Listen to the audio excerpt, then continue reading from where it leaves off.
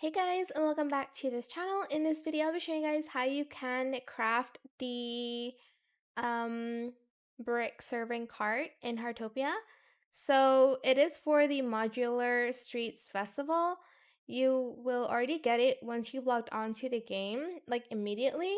If you need the material packs for it, just purchase some recipes first. It's going to immediately give you the material. And now we are going to craft it. Okay, I have enough. Rare timber. Okay. I'm just going to craft this one first, and then I'll get more materials later. And that is it. If you want the recipes, you need to purchase it from Massimo first, but that's how you can get the brick serving cart to cook foods from the Modular Streets Festival.